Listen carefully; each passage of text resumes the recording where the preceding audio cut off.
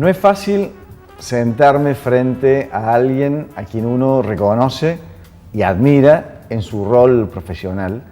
Digo, no es fácil porque de alguna manera uno se siente que está usurpando el lugar de quien hoy tenemos como entrevistada. Hola Bettina, bienvenida. Gracias. Muchas gracias por aceptar la invitación. Gracias por invitarme. Todavía no queda muy claro por qué estoy acá, pero muchas gracias. Yo te lo contaba y también lo hemos charlado con nuestra audiencia, que la intención, la idea de este espacio es justamente poder charlar en profundidad con aquellos que son protagonistas cotidianos de la vida de los cordobeses, de las cordobesas, en sus diferentes aspectos, ¿no? Y tu rol de periodista es muy importante. Nosotros lo entendemos así, lo concebimos así y por eso es que estás aquí sentada esta tarde con nosotros. Bueno, te agradezco mucho. La verdad que me encantaría estar sentada donde estás vos, no por robarte el trabajo, que no quede eso, pero el formato de entrevista es muy atractivo, es muy interesante, me gusta mucho, lo cultivo cuando puedo y la verdad que está bueno poder sentarte a este lado y sentir que siente el otro. Vos sabés que venía para acá manejando por la Costanera y recordé una frase que creo que es de García Márquez, se le atribuyen muchas frases a García Márquez, así que no sé si exactamente, y él decía que iba un periodista a hacer una entrevista y él recomendaba que no estuviera nervioso ni tenso porque el entrevistado seguramente estaba más tenso y más nervioso que él. Y vos sabés que, bueno, este doble rol, digamos, la verdad que sí, el entrevistado suele estar más tenso cuando el periodista es incisivo o por lo menos se planta bien. Así que gracias. Más que incisivo, la idea es poder hablar en un clima donde puedas distenderte y contarnos cosas que puedan ser interesantes para quienes nos miran y nos siguen. ¿Cómo arrancaste en tu actividad profesional? ¿Cómo descubriste esta beta en vos que te llevó al periodismo? En la secundaria, en el Carbó. Yo soy hija del Carbó, de un Carbó muy criticado después por su educación enciclopedista, pero que a mí me sirvió muchísimo. No sabes la formación que me dio aún profesoras muy conservadoras y con una mirada muy antigua de la educación, ¿no? En el Carbó yo descubrí mi vocación periodística y una profesora de química me dijo, pero vos sos periodista de acá a la China, un día que le planteé mis dudas. Bueno, viste que en la vida tenemos 2 o 3 docentes que nos marcan, ella fue una y me dijo, no te salgas de ahí, vos sos periodista. Después estudié en Ciencia de la Información, hice la carrera, no sabía muy bien si quería hacer medios, entré con la idea de ser periodista de guerra, de corresponsal de guerra. En Ciencia de la Información un poco se fue dando vuelta a eso con el tema de la comunicación y de las ciencias sociales, de la teoría de la comunicación, y la palabra medios masivos de comunicación de alguna manera se me fue alejando como algo que era del sistema y yo tenía que estar en contra del sistema. Hay una cosa en Ciencia de la Información que como yo no estoy vinculada ahora, no sé si se mantiene, pero que te formateaba, te hacía un poco reacio al tema de meterte en los medios de comunicación. Me costó un tiempo, después que salí de Ciencia de la Información, hice algunas cosas, hice comunicación institucional, estuve 4 años en Oliva, en el psiquiátrico de Oliva, como becaria de la provincia, haciendo comunicación institucional. Y cuando salí me di cuenta que toda la vida había escrito, yo escribo desde muy chica, tengo premios inclusive en la primaria de redacción, y me di cuenta que quería volver a escribir. Y bueno, me fui vinculando y finalmente ya bastante grande, cerca de 27 años, grande para lo que se empieza ahora, arranqué con lo que es los medios directamente, empecé con la revista Desafíos Urbanos en Secopal, y de ahí arranqué y bueno, ya no paré y ya nunca más tuve ninguna duda con respecto a que este es mi lugar en la profesión. Después tengo miles de dudas respecto a la profesión habitualmente, ¿no? Pero las voy sorteando por entereza, creo. ¿Tu mayor experiencia ha sido siempre en gráfica? Sí, yo escribo y me siento muy cómoda escribiendo, siento que es el lugar donde yo soy realmente, porque además me cuesta la instantaneidad muchísimo. No soy persona de la cosa instantánea, ¿no? Yo creo que el journalist es el que analiza la jornada, el día, y yo me siento eso. Analizar el instante me cuesta muchísimo. Y bueno, la televisión, la radio te obliga a eso, a estar siempre con la palabra justa, siempre con la frase, siempre con el último dato. Y yo soy más reflexiva, soy más de leer, de mirar, de analizar, de escribir, de corregir. Por eso me gusta mucho el formato crónica y me gusta preparar las entrevistas con tiempo, saber qué le voy a preguntar al entrevistado, la cosa de golpe, que que la admiro profundamente el movilero que puede salir de un incendio y pasar a ser a un político y después un deportista. Lo admiro, pero yo me cuesta. ¿Cómo fue esa entrevista que más te costó prepararla y hacerla? Esa crónica que te conmovió al punto de que fue difícil enfrentarla. Mira, una crónica que más que conmoverme la hice con bronca, y te diría, como decimos en la jerga, así que le puse sangre, hace unos pocos años atrás, grande, y ya con mucha experiencia, estuve sentada en uno de los almuerzos de la Bolsa de Comercio de Córdoba. Ahí lo invitaron a Vargas Llosa, padre e hijo, a hablar sobre economía, política, peronismo, literatura, en fin, uno de esos almuerzos. Hacía muy poco tiempo había muerto Margaret Thatcher. Margaret Thatcher, todos sabemos que fue una criminal de guerra, fue la que mandó hundir al general Belgrano matando 200 pibes fuera de zona de exclusión. Sabemos lo que es Margaret Thatcher.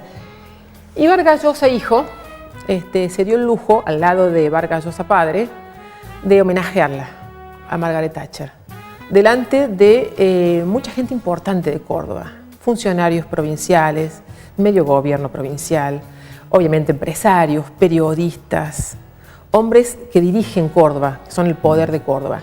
Nadie dijo nada. Nadie dijo nada. Yo me jacto, porque a esta altura me jacto de haber abucheado, haber hecho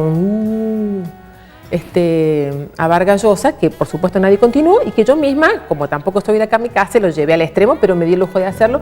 Después lo increpé, hablé con él, hice una nota que salió publicada en La Mañana de Córdoba, que yo la tomo como una nota donde yo logré, además de ser periodista política, ciudadana, o sea, cumplí mi rol de ciudadana y de argentina, y de decirle qué tipo de liberal es que reivindica una criminal de guerra en las narices del poder cordobés, y del poder con representación política, ¿no? No estamos hablando solamente del poder económico, que podría ser otra cosa, y nadie le dice nada. Esa crónica la escribí prácticamente de un tirón, con pocas correcciones, y me dio mucha satisfacción poder hacerlo, porque sinceramente no sé si todos lo hubiesen podido hacer, en el sentido de jugarse y ponerse en una posición de denuncia, o sea, en este caso correrme de la que observa, de la testigo, y denunciar, y decir, esto no, así no. Por recién ahí hacías una distinción entre tu rol de periodista y tu rol de ciudadana. ¿Hay una distinción que permanentemente uno tiene que tener en claro y ubicarse en un punto o en otro de esa diada? Siempre somos ciudadanos, ¿no? Siempre somos ciudadanos. Me parece que siendo periodista política tenés que tener muy claro ese rol y tenés que tener mucho más responsabilidad a la hora de informar. Y me parece que tenés que hacerle ver también a la persona que estás entrevistando, al político, al dirigente, a todo el poder con el que uno se vincula habitualmente, que básicamente, antes que nada, son ciudadanos con responsabilidad. Un periodista político frente a un político son dos ciudadanos con mucha más responsabilidad que el resto de los ciudadanos. A mí no se me escapa casi nunca, trato de que no se me escape por lo menos, laburo sobre eso. Mi responsabilidad está por lo menos de tratar de, cuando encuentro una información, tratar de alguna manera prepararla, interpretarla, leerla con toda la honestidad intelectual que puedo tener desde un lugar determinado, porque no soy aséptica políticamente, y mostrársela, digamos, al ciudadano que tiene mucho menos acceso que yo a determinados lugares de poder y de decisión. Me parece que eso es clave. Si no tenemos en claro eso, somos instrumentos de la política. Como periodistas somos instrumentos de la política y del poder. Que bueno, que vos sabés perfectamente que se da muchísimo, ¿no? Sí. Vos sabés que una impresión que suele darme cuando escucho por allí entrevistas a diferentes políticos de distintos signos, de distintos partidos, de cualquier orientación, pero uno siente que las respuestas salen de un cliché, la mayoría de las veces, ¿no? Siempre, ¿no? Que salen de un cliché. Y el periodista también se da cuenta que salen de un cliché. Famoso cassette. ¿Cómo se hace frente a eso? Claro, habría que aclarar que lo del cassette es viejo, pero decimos, no le podemos sacar el cassette. Mira, te voy a decir una cosa, si viene empírica, hay algunos que es imposible sacarle el cassette. Y vas y pinchás y no hay forma, porque además existe algo que se llama el asesor, que antes los felpeó un poco, los formateó, los maquilló, les dio un guión y les dijo no te salgas de acá. Hay en algunos casos que es muy difícil y vos te das cuenta cuando a la segunda repregunta el sujeto en cuestión no sale y bueno, Y hay otros que son como más maleables o se permiten o tienen una inteligencia que permite, una inteligencia de política determinada que permite salirse de ese guión y decirte algo, o bueno, vos le encontrás el punto. La técnica es repreguntar, es entrarle por transversalmente, o sea, no ir a lo que se supone que tenías que preguntarle ese día, sino buscarlo por otro lado. O tener alguna información, estoy hablando ya de técnica, pero alguna información que el entrevistado no sepa que vos tenés y tirársela y lo descoloca. Pero en algunos casos, ¿Lo has hecho? no los voy a nombrar, sí lo he hecho, claro, todos lo hacemos. En algunos casos que no voy a nombrar, no se puede, no se puede, no hay forma. Hay dirigentes a los que no lográs sacarlos del cassette, ni aunque pongas mucho esfuerzo.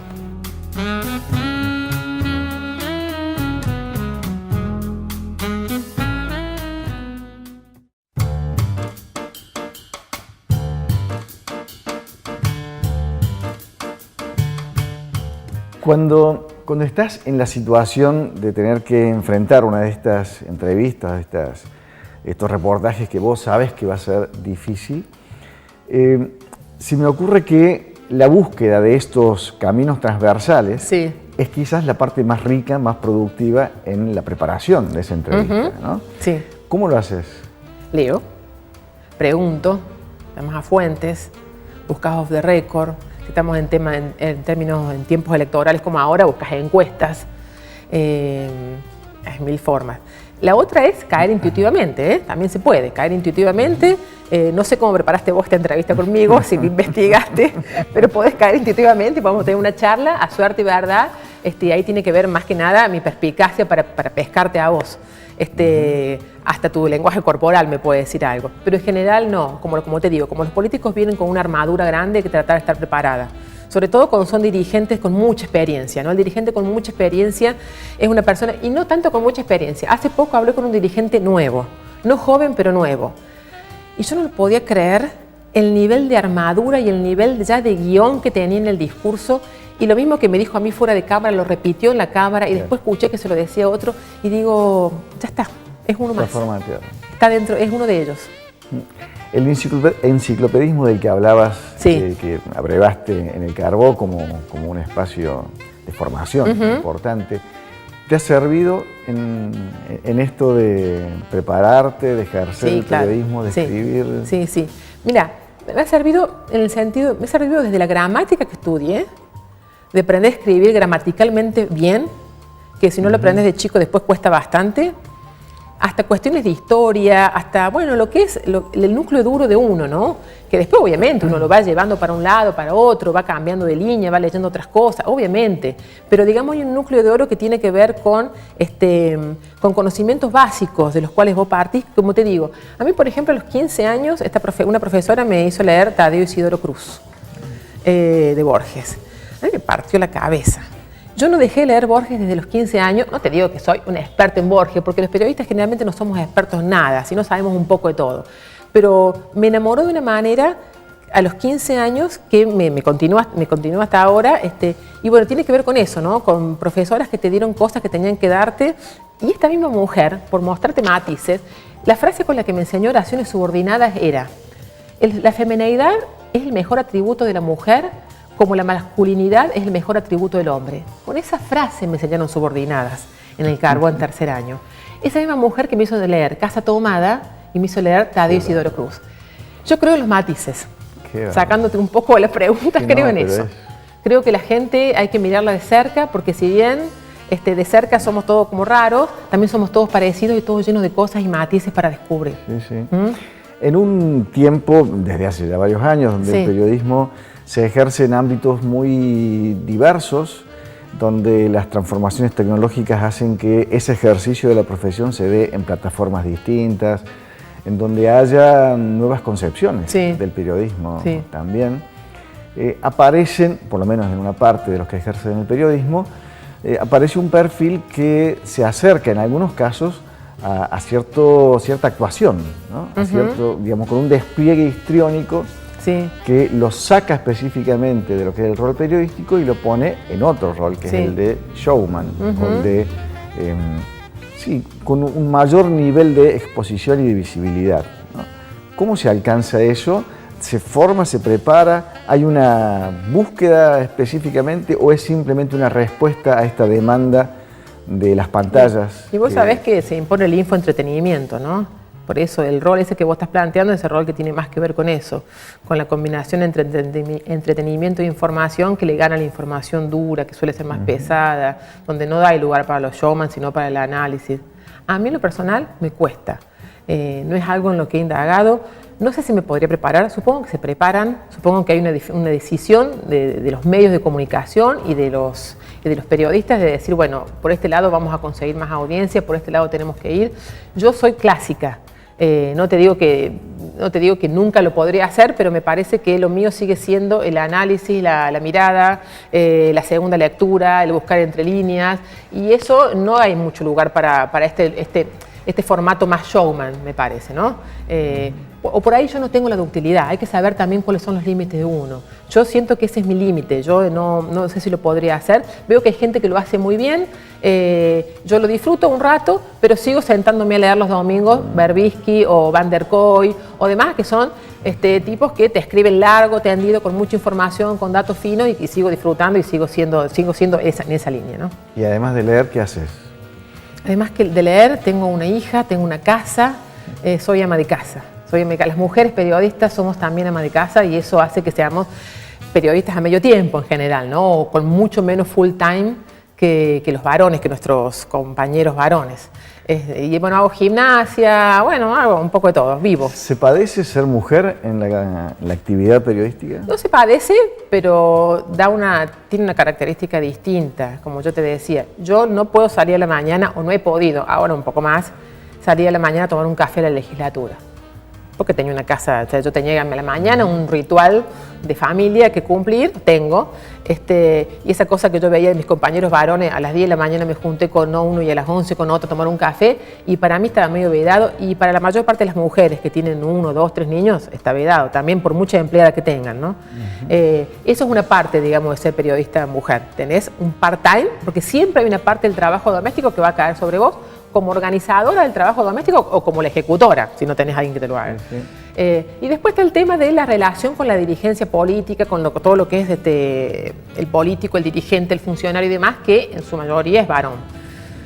Hay una relación hombre-hombre muy de vestuario entre el político varón y el dirigente varón, que las mujeres no entramos.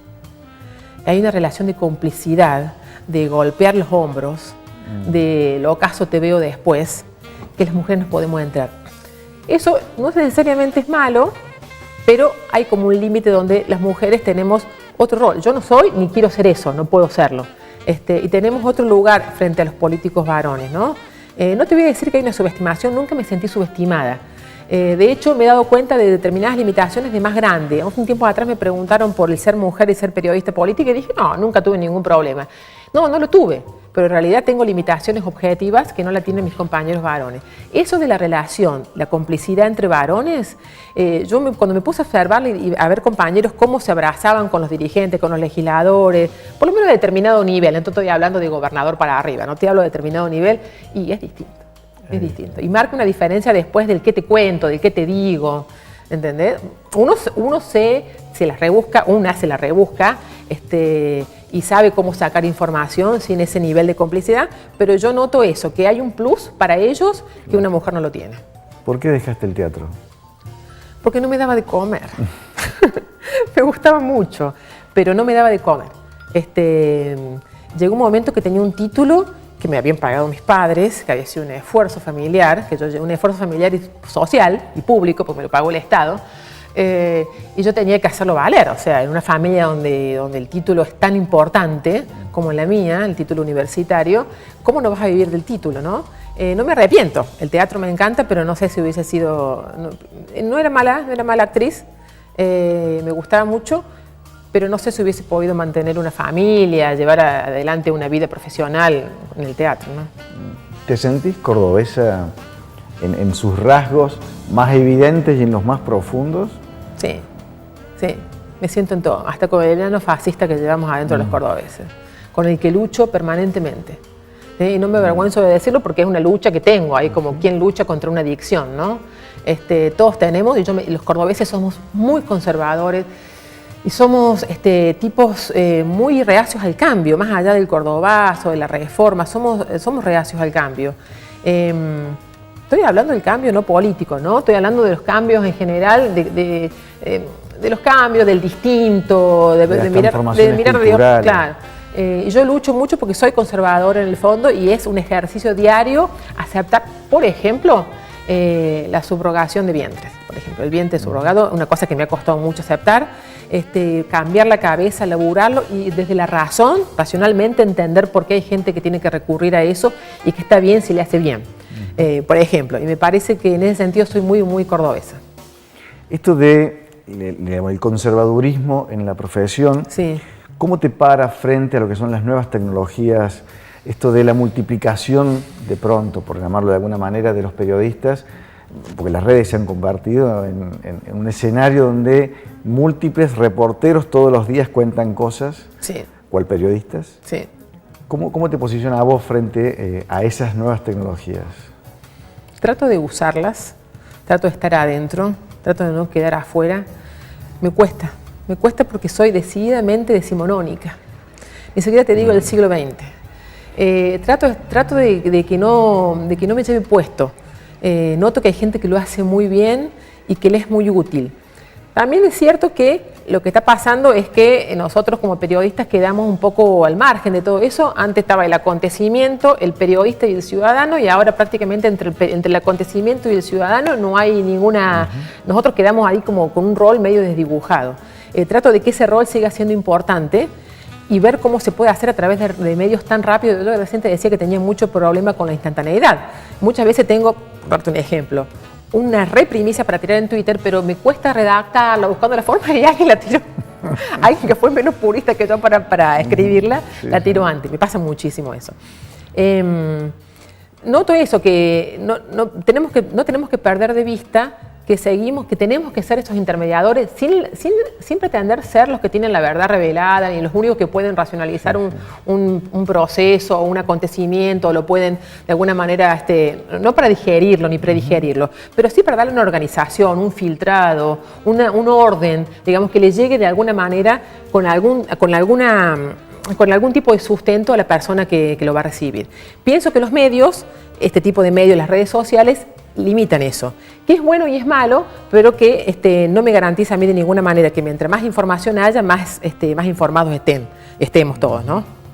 ¿Quiénes fueron tus referentes en esto de la prensa gráfica, el escribir? Y el negro, mi marido. El negro Reina fue uno de mis grandes referentes, que también era un periodista más a la vieja época, y yo creo que me formé un poco en esa cosa de la lectura, del análisis, de la reflexión, de no importar tanto de no salir antes, sino de salir bien, de demorarte un poco más. Sí, el negro fue básicamente También Luis Rodeiro en su momento, yo estuve con él en la revista Informe Córdoba, y él me enseñó mucho también. En esa revista aprendimos mucho a ser periodistas, hicimos investigación.